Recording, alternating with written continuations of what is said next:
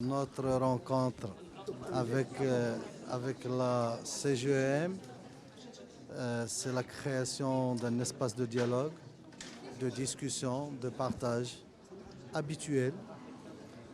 Les thématiques, il y en aura deux.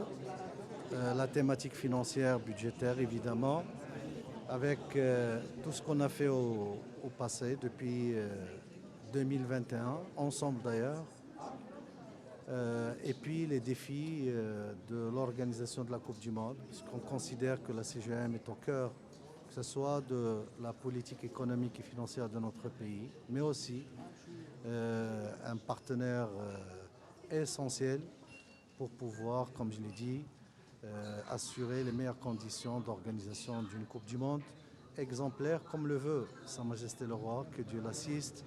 Et puis notre objectif, but, c'est de créer les conditions propices de prospérité, de développement de notre pays, sous évidemment l'impulsion d'une politique éclairée de Sa Majesté le Roi, que Dieu l'assiste.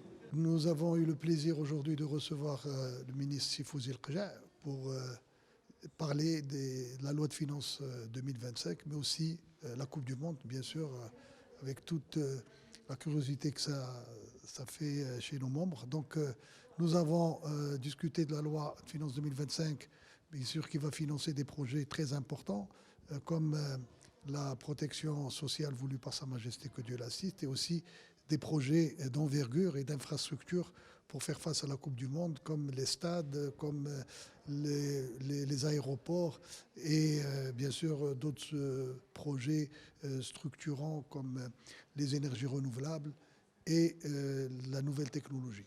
Donc aussi nous avons parlé sur le fait que les membres de la CGM sont disposés à participer davantage dans tout ce qui est construction et tout ce qui concerne la Coupe du Monde.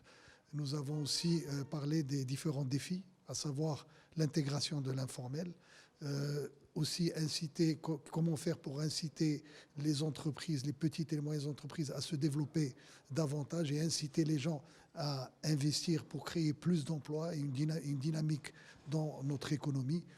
Nous avons parlé aussi de la taxe professionnelle, pour revoir la taxe professionnelle. Et un sujet aussi qui nous tient à cœur, c'est la formation professionnelle, pour faire face aux besoins de la Coupe du Monde, mais aussi pour faire face aux changements qui vont être opérés de par les métiers qui peuvent disparaître par l'intelligence artificielle, mais aussi tout ce qui nous attend comme challenge pour faire face à une économie qui se développe.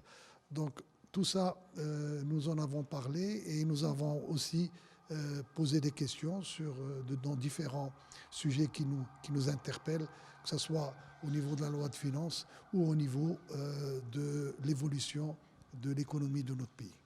Voilà. Et nous restons aussi très motivés, très impliqués et à travailler la main dans la main avec le gouvernement et avec l'administration pour réussir tous ces challenges qui nous attendent.